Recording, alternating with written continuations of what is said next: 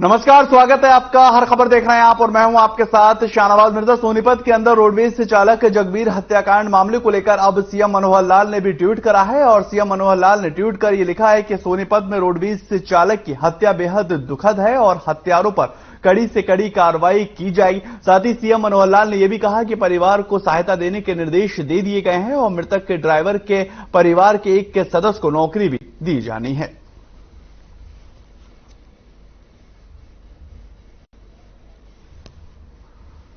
बहुत ये बड़ी दुर्घटना मैं कह सकता हूं कि जो उस ड्राइवर का जो उसकी हत्या कर दी गई एक्सीडेंट करके, और उसके ऊपर हमारी पुलिस जो है पूरी कार्रवाई करेगी। और दूसरी जो दुर्भाग्यपूर्ण घटना ये है कि उनके बेटे ने भी सुसाइड कर लिया है, तो हमने उनको कहा है कि जो भी डिपार्टमेंट की ओर से सहायता करनी वो करेंगे ही। परिवार के एक सदस्य को नौकरी की बात भी हमने कही है और जल्दी ही जो ये कल्प्रेट है वो पकड़े जाएंगे।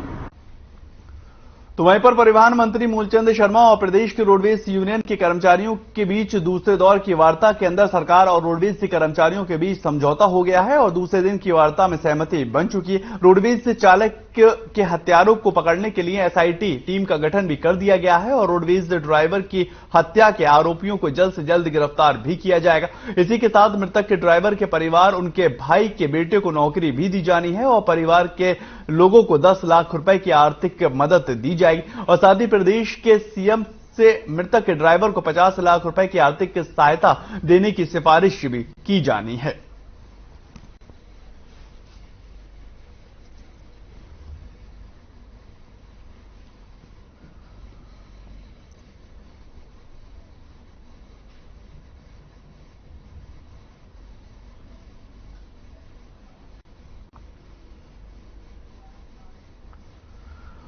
नीरज चोपड़ा ने गुरुवार को ज्यूरिख के अंदर डायमंड लीग फाइनल में अपना पहला स्थान हासिल करते हुए इतिहास रच दिया है और Neeraj Chopra diamond league trophy जीतने वाले पहले भारतीय बन गए। उन्होंने 88.44 मीटर भाला फेंक चेक गणराज का जैकब को पीछे छोड़ दिया और उन्होंने 5वें प्रयास में 86.94 मीटर का भाला फेंका। आपको बताएं कि ज्यूरिख के अंदर डायमंड लीग के फाइनल में नीरज की शुरुआत काफी खराब रही और उनका पहला थ्रो फॉल हो गया था। दूसरे थ्रो में उन्होंने 88.44 मीटर दूर भाला फेंका और विरोधी खिलाड़ियों पर बढ़त बनाते हुए नजर आए। नीरज चोपड़ा ने तीसरे राउंड में 88.00 मीटर दूर भाला फेंका है, जबकि चौथे राउंड में 86.11 मीटर और पांचवें में 87 मीटर और छठे राउंड में 83.60 मीटर भाला दूर फेंका और उसके बाद नीरज चोपड़ा जो है वो इतिहास बनाते हुए नजर आए हैं।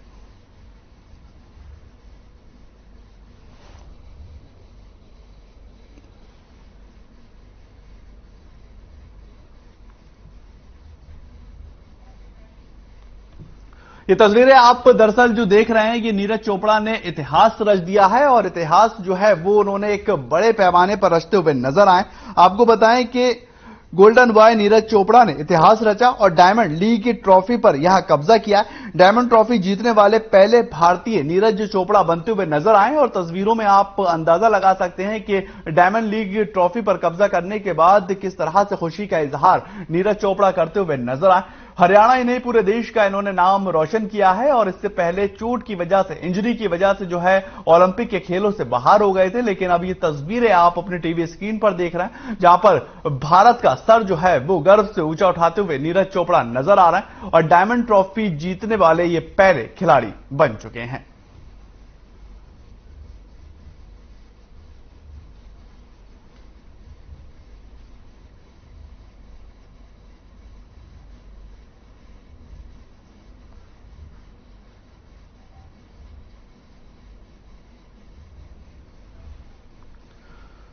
तो वहीं पर नीरज चोपड़ा के इतिहास रचने पर सीएम मनोहर लाल ने ट्वीट करा है और नीरज चोपड़ा की तारीफ भी की है। सीएम मनोहर लाल ने ट्वीट कर ये लिखा है कि हमारा छोरा हीरा है और देश के रिकॉर्ड वीर बेटे नीरज चोपड़ा ने एक बार फिर से रिकॉर्ड बनाकर देश का नाम ऊंचा किया है। आपको बताएं कि ट्रांसलैंड के अंदर खेली जा रही डायमंड लीग जीतकर पहले भारतीय एथलीट बनने पर उन्हें हृदय से बधाई दी गई और शुभकामनाएं भी दी गई हैं और आपकी जीत का जो सफर है वो यूं ही जारी रहे, इस तरह का आशीर्वाद भी दिया गया है, क्योंकि नीरज चोपड़ा ने वो कारनामा करके दिखाया है जो आज से पहले किसी भी हिंदुस्तानी खिलाड़ी ने नहीं किया। ये ट्वीट देखिए, आपको हम दिखा रहे हैं कि देश के रिकॉर्डवीर बेटे नीरज चोपड़ा ने हमारे देश का नाम ऊंचा किया है और डायमंड लीग ट्रॉफी पर कब्जा कर हरियाणा ही नहीं पूरे देश का जो मान और सम्मान है वो ऊंचा किया है।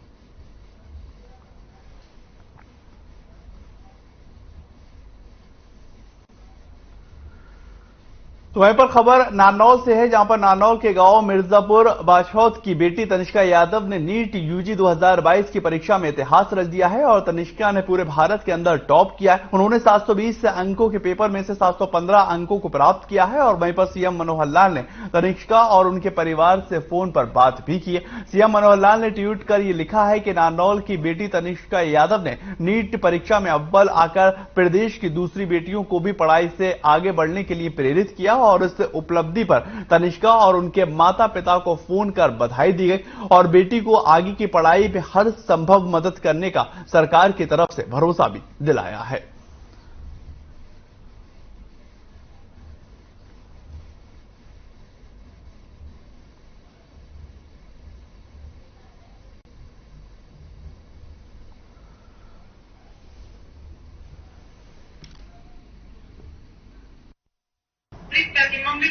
अच्छा, तो पहले तो मैं आपको बधाई दूं कि तनिष्का ने नीट में ऑल इंडिया टॉप किया है। थैंक यू सर, आपको भी, क्योंकि हाँ, बिल्कुल। तो कहाँ है तनिष्का बेटी? अभी यही है सर। बात कराओ। हेलो तनिष्का बेटे। Good evening sir. नमस्कार, बहुत बहुत बधाई, बहुत बहुत शुभकामना। तुमने जो है देश में नीट एग्जाम टॉप करके और हरियाणा का नाम बढ़ाया है। Thank you. हाँ, तो अभी मुझे पता लगा, मैंने कहा मैं बेटे से बात करता हूँ। पापा क्या करते हैं तुम्हारे? पापा टीचर। अच्छा, तो उनका भी लाभ मिला ही होगा, फिर टीचर है तो तुम्हें पढ़ाया भी होगा उन्होंने। अब प्राइमरी जब मैं छोटी थी तब तो, जब छोटी थी तब तो, हाँ, छोटी थी तब तो पढ़ाते थे सर। अभी तो मतलब मैं खुद से पढ़ती थी, बट हमें पापा पूरा सपोर्ट करते थे। वेरी गुड, बहुत अच्छा। तो पापा को भी बधाई देना, पापा को भी हमारी ओर से शुभकामना। कहाँ है पापा? अच्छा, अब नीट पास करने के बाद आप जो है कौन से मेडिकल कॉलेज की चॉइस भरेंगे? एम्स दिल्ली। तो स्वाभाविक है, नीट टॉप किया तो आप तो देश के किसी भी कॉलेज में जाएंगे तो आपका नंबर 1 आना ही आना है। एम्स दिल्ली में आप एक अच्छे डॉक्टर बन करके और आगे बढ़ोगे और देश के लोगों की, प्रदेश के लोगों की सेवा करोगे, आपको, आपके माता पिता को। अच्छा, कौन सा स्कूल था तुम्हारा? स्कूल तो 10th तक तो वहाँ पे था, शिक्षा निकेतन। हाँ, 11th 12th में कोटा में था। अच्छा, कोटा से पढ़े। 10th तक कहाँ था? वहाँ पे नारनौल में यदुवंशी शिक्षा निकेतन। अच्छा, यदुवंशी शिक्षा निकेतन। तो माता पिता के साथ आपके जो अध्यापक हैं उनको भी बहुत बहुत बधाई, बहुत बहुत शुभकामना। ठीक है ना? हाँ, कभी भी कोई कठिनाई आए तो जरूर हमको बताना। तुम्हारे पढ़ाई में या किसी प्रकार की कोई दिक्कत आएगी तो हम हमेशा से तुम्हारी सहायता करने के लिए तैयार रहेंगे। पापा कहाँ है, जरा कराओ बात।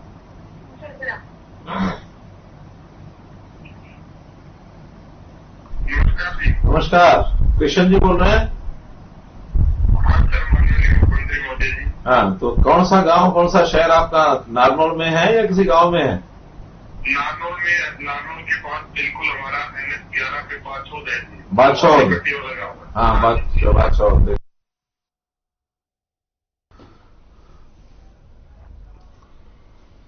तो वहीं प्रदेश के अंदर चिराग योजना और नेट ट्रांसफर ड्राइव नीति का विरोध लगातार बढ़ता ही जा रहा है और शिक्षा विभाग की मौजूदा ट्रांसफर नीति का विरोध करने के लिए कैथल के जवाहर पार्क के अंदर शिक्षक एकत्रित हुए हैं और प्रदेश सरकार के खिलाफ प्रदर्शन करते हुए नजर आए। राज्य मंत्री कमलेश डाडा के निवास पर पहुंचे और शिक्षकों के प्रदर्शन को लेकर पुलिस ने पहले से ही बैरिकेड लगा रखी थी और अध्यापकों की यह मांग थी कि राज्य मंत्री को अपना ज्ञापन देना चाहते हैं, लेकिन जब पुलिस ने उन्हें आगे बढ़ने से रोका तो प्रदर्शन कर रहे शिक्षकों की पुलिस के साथ धक्का मुक्की हुई और प्रदर्शनकारी शिक्षकों ने बैरिकेड को तोड़ दिया।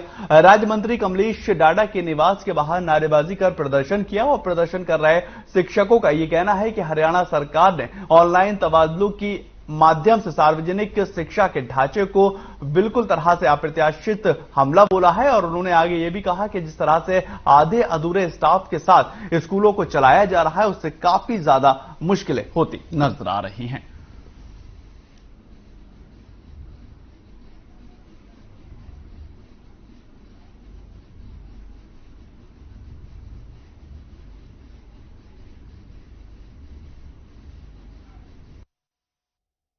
सर ऐसा है, काफी लंबे समय से शिक्षा को बेचने के लिए सरकार तरह तरह के कदम उठा रही है। अभी ट्रांसफर पॉलिसी के नाम पर इन्होंने एक बड़ी रैशनलाइजेशन की है जिसमें हमारे 50,000 पद खाली थे। हम सरकार से लगभग 2-3 साल से ये बोल रहे हैं भाई 50,000 पद खाली हैं। शिक्षा के अंदर जो स्कूलों के अंदर है, जो शिक्षा का ढांचा वो सही तरीके से चल रहा है। आप अध्यापकों की भर्ती करें और ताकि शिक्षा सुचारू रूप से चल सके। बैरिकेड तो असल में सरकार को कुछ ज्यादा ही जिसको हम घमंड कह सकते हैं वही हो गया अभी, वरना तो हमें एक सिंपल तरीके से आके मंत्री जी को ज्ञापन ही तो देना चाहते थे। उनको यही तो बताना चाहते थे, मंत्री जी आपके गांव में 10वीं तक का स्कूल है और 2 अध्यापक कार्यरत हैं, वहां पर 142 बच्चे हैं। 142 बच्चों के भविष्य की तरफ आप नहीं देख रहे।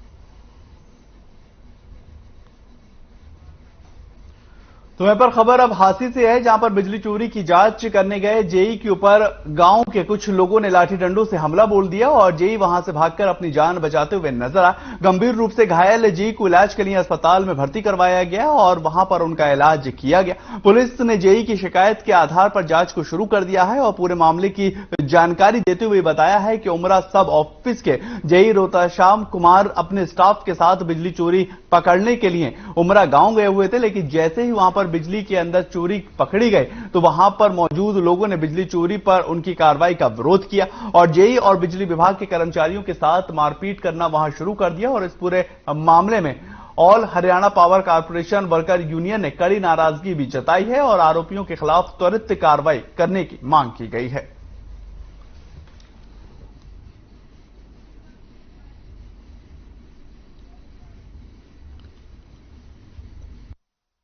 ये एक रोहतास जेई है जो बिजली बोर्ड में है। इन्होंने एक कंप्लेंट कराई है। ये बिजली बोर्ड उमरा गांव में बिजली चेक करने के लिए गए थे, तो इसमें कुछ ग्रामीणों ने इनका विरोध किया है, जिसके हमें संबंध में दरखास्त प्राप्त हुई है। हम इनके बयान भी लिए हैं। इस पे हम जैसी कार्रवाई होगी जांच करके रजिस्टर करेंगे। जो आज उमरा सब ऑफिस में रोहतास कुमार जेई अपने staff Rajendra lineman, Rajesh ALM और मंगत राम एलम के साथ बिजली चोरी पकड़ने के लिए गए थे।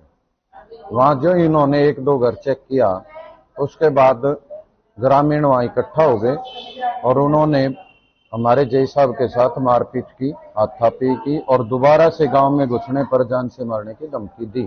और मैं मेरी पूरी टीम के साथ गांव उमरा में बिजली चोरी पकड़ो अभियान, बिजली चोरी पकड़ने के लिए वहां पर गए। एक गली के अंदर गए, हमने एक मकान चेक किया। उसके घर के अंदर से एक डोरी निकली हुई थी, पोल जो कि पोल से डायरेक्ट लगी हुई थी। मैंने कुंडी को खड़काया, एक बहनजी आई। इतनी देर में जो समुंदर सिंह, जो सनोप श्री वीर सिंह था, उन्होंने अपना वो सांस में खड़ा था, उन्होंने फिर मेरे मुंह पर मुक्का मारा और दो बंदों ने और आकर के मुक्के मारे। मैं बेहोश हो गया।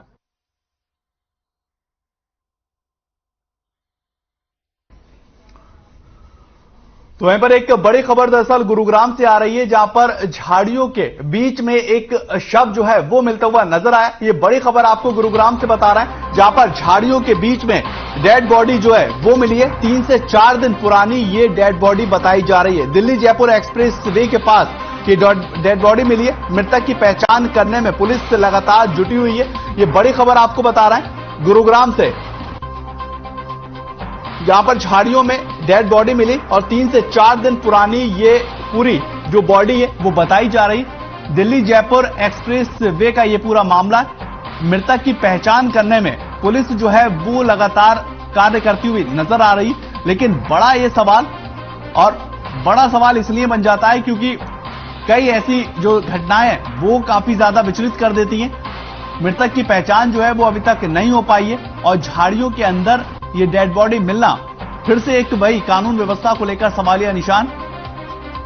3 से 4 दिन पुरानी ये डेड बॉडी जो है वो बताई जा रही है। दिल्ली और जयपुर एक्सप्रेस वे जो है वहां पर उसके आसपास ये झाड़ियों में 3 से 4 दिन पुरानी डेड बॉडी पड़ी मिली है।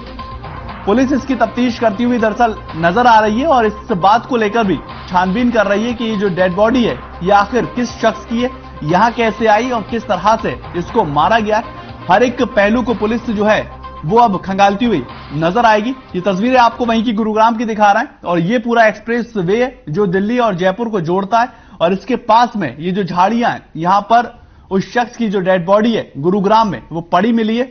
पुलिस आगे की तफ्तीश कर रही है कि आखिर यहां पर ये डेड बॉडी कैसे आई और कौन लोग इसमें शामिल हैं।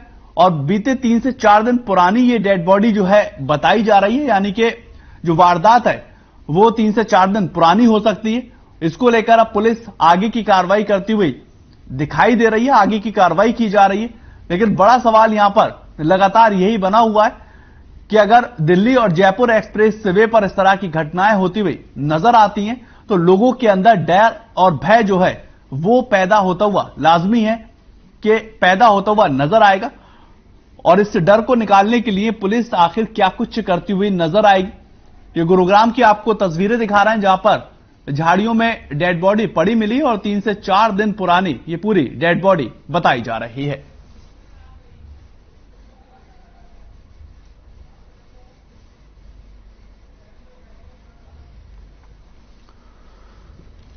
ये गुरुग्राम की आप तस्वीर देख रहे हैं।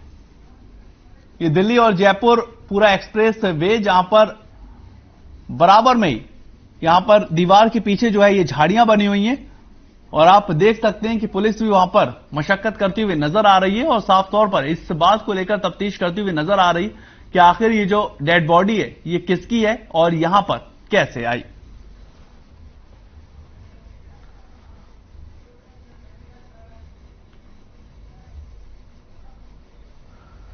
उधर खबर अब बहादुरगढ़ से आ रही है, जहां पर बहादुरगढ़ माइनर के साथ बन रही सड़क को घोटाले का मामला निकलकर सामने आया है। दरअसल शक्तिनगर और सेक्टर 13 को जोड़ने वाली सड़क को डी प्लान के तहत लाखों रुपए खर्च कर बनवाया जा रहा है, लेकिन यहां पर ना तो सड़क का लेवलिंग हुआ है और ना ही कॉम्पिटेटिव की गई है। और आपको ये बताएं कि पीसीसी डाल दी गई है और नहीं डाली गई है और नियमों के अनुसार पहले सड़क बनाने से पहले मिट्टी का लेवल किया जाता है, फिर उस पर रोलर घुमाया जाता है ताकि मिट्टी सही से दब जाए और उसके बाद प्लेन सीमेंट से कंक्रीट यानी कि पीसीसी डाली जाती है और उसके बाद सीसी डाली जाती है। लेकिन यहां तो मिट्टी पर ही सीसी डालकर सड़क बना दी जा रही। इसका स्थानीय लोगों और वार्ड पार्षद ने इसका विरोध किया है और लोगों का कहना है कि ठेकेदार पूरा का पूरा पैसा खाने में जुटा हुआ है और इसलिए रात के अंधेरे में यह काम किया जा रहा है।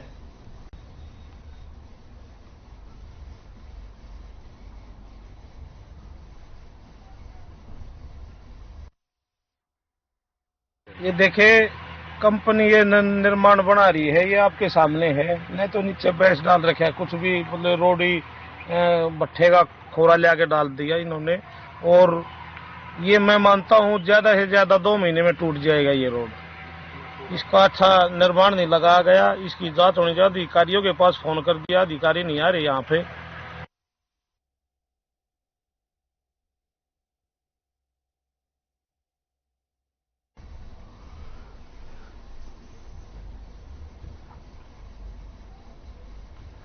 तो वहीं पर हरियाणा के रेवाड़ी में एक कलयुगी पिता ने अपने ही 8 साल के बेटे और के साथ कुकर्म किया है और 12 साल की बेटी के साथ हवस का उसको शिकार बना डाला। इसकी हैवानियत का खुलासा तब हुआ है जब उसने अपनी 14 साल की भतीजी के साथ अश्लील हरकत की और इस पूरे मामले में आरोपी की पत्नी ने बावल थाना पुलिस में शिकायत भी दर्ज करवाई।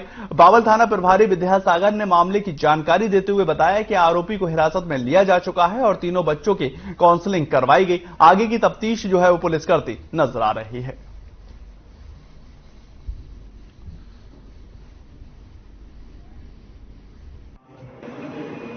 भाई की लड़की के साथ तो उस लड़की ने अपने आंटी को बता दिया कि भी ये बातें हैं और इनसे भी अगर बहनों से और भाई से पूछा जाए तो इनको भी ले जाता है, इनके साथ फर्दर कोई गलत काम ना हो रहा हो। इन बिटवीन जब इनकी पत्नी ने उनसे पूछा तो इन्होंने बताया कि भी हमारे साथ भी 2 साल से, लड़की ने बताया 2-3 साल से हमारे साथ ये गलत काम कर रहा था और जान से मारने की धमकी दे रहा था।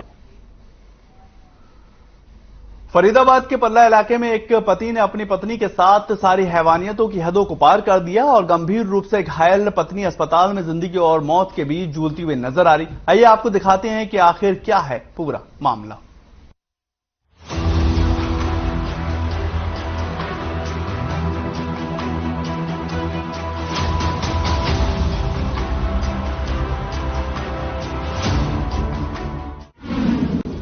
हैवान पति की शर्मनाक करतूत, पत्नी के साथ की हैवानियत पार, पिलास से निकाला अंगूठे का नाखून, दहेज के लिए किया प्रताड़ित। पति और पत्नी के रिश्ते को इस दुनिया का सबसे पवित्र रिश्ता माना जाता है। कहते हैं कि ये रिश्ता 7 जन्मों का होता है, जो निभाया तो इस दुनिया में जाता है लेकिन तय पहले से ऊपर वाले की मर्जी से हो चुका होता है। यही वजह है शादी के समय पति पत्नी दोनों ये कसम खाते हैं कि आज से वो जिंदगी के हर मोड़ पर एक दूसरे का साथ देंगे और दोनों एक दूसरे के सुख दुख को जिंदगी भर बांटेंगे। लेकिन फरीदाबाद के पल्ला में हुई एक वारदात ने उन 7 फेरों पर सवालिया निशान खड़ा कर दिया। इनको लेकर राजेश ने अपनी पत्नी का जीवन भर साथ देने का वादा किया था। फरीदाबाद में एक हैवान पति राजेश ने अपनी पत्नी के साथ सारी हैवानियतों की हदों को पार कर दिया। पति पत्नी के रिश्ते को भी शर्मसार किया। पीड़िता ने बताया कि उसका पति ऊंची जाति का है और वो दलित समाज से आती है। उसकी शादी राजेश से करीब 13 साल पहले हुई थी और शादी के कुछ समय के बाद से ही उसका पति राजेश उसे दलित होने के ताने देकर परेशान करने लगा और फिर उसे दहेज के लिए पति और ससुराल के लोगों ने परेशान करना भी शुरू कर दिया और वो लोग पीड़िता से 4 लाख रुपए की मांग कर रहे हैं। पीड़िता ने जब आप बीती अपनी विधवा मां को बताई तो उनकी मां ने अपनी बेटी के घर को बचाने के लिए किसी तरह से 1.5 लाख रुपए का इंतजाम कर दिया। लेकिन इसके बावजूद भी राजेश की दहेज की लालच जो है वो खत्म होती नजर नहीं आई और वो अपनी पत्नी को अपने परिवार वालों के साथ मिलकर लगातार प्रताड़ित करने लगा। तो उस दिन उसने मुझसे पैसे मांगे थे तो मैंने उससे साफ मना कर दिया कि मैं तो उसने कहा कि मुझे पैसे ला कर दे। ड्यूटी वूटी करता नहीं है, दारू वारू पीता है, बहुत घर पे रहता है। तो उसने मुझसे बोला कि पैसे ला कर दे, कहीं से भी ला पैसे ला, अपनी माँ से मांग के लेके आ। मैंने की मेरी माँ ने 1.5 लाख रुपए पहले दे दिया, अब मेरी माँ कहाँ से देगी। तो मारपीट अत्याचार ज्यादा होता है। कितने साल पहले शादी की थी? 13 साल पहले शादी हुई। 13 साल पहले शादी की थी आपने, तो अब क्या हुआ 13 साल में? 2 साल मुश्किल से सही रही है लड़की उस घर में। छोटी वाली बड़ी वाली बेटी हुई है जब से इसने अत्याचार करना शुरू किया। मारपीट समझाने की कोशिश करी थी, समझा देते। मैंने कहा भैया मत मारेगा, घर में तेरे घर में कोई न माँ नहीं है, तेरी बहन नहीं है, लड़की है मेरी, क्यों मारता है, एक तेरी कन्या भी दी है। अरे मुझे क्या मार, मुझे क्या मिला यहाँ से। मैंने कहा जी जो मेरे पे बना मैंने दिया तेरे को। सिविल अस्पताल बादशाह खान में जिंदगी और मौत के बीच जूझ रही पीड़िता ने बताया कि दहेज की मांग पूरी न होने को लेकर उसके पति ने न केवल उसे बुरी तरह से पीटा है बल्कि दहेज के लालच में अंधे हुए पति राजेश ने हैवानियत की सारी हदों को पार भी किया है। पिलास से अपनी पत्नी के पैर के नाखून तक नोच डाले हैं। पीड़िता का ये कहना है कि पति की इस हैवानियत में उसके ससुराल वालों ने भी भरपूर साथ दिया है। पीड़िता ने पल्ला थाना पुलिस के ऊपर आरोप लगाते हुए कहा कि उसने अपने साथ हुई हैवानियत की शिकायत पुलिस में भी दर्ज करवाई है, लेकिन करीब 24 घंटे बीत जाने के बावजूद भी पुलिस ने इस पूरे मामले में ना तो कोई बयान दर्ज किया है और न ही हैवानियत करने वाले आरोपियों के खिलाफ कोई कार्रवाई की गई है। पीड़िता और उनकी मां ने आरोपी पति सहित दीवर, जेठ और ससुराल पर उचित कानूनी कार्रवाई करने की मांग करते हुए कठोर से कठोर सजा दिलाने की भी मांग की है। ये थाना पल्ला का एरिया का मामला है। एक महिला है, वो उसके 2 बच्चे हैं और 10-12 साल के, और शादीशुदा है। उसके पति के साथ अक्सर उसके मनमुटाव चलता रहता था।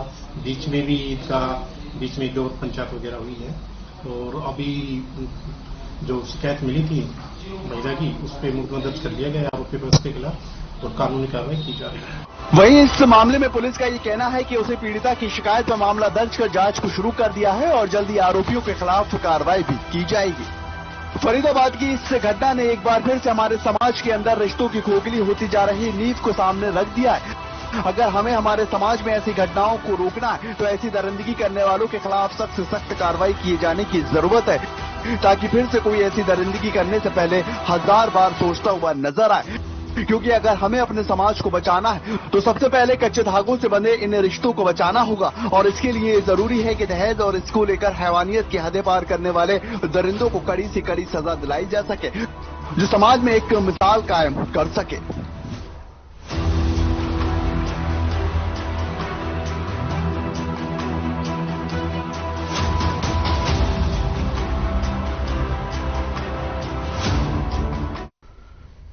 चलिए फिलहाल इस बुलेटिन में इतना ही। ताज़ा खबरों के लिए आप लगातार बने रहे हर खबर के साथ।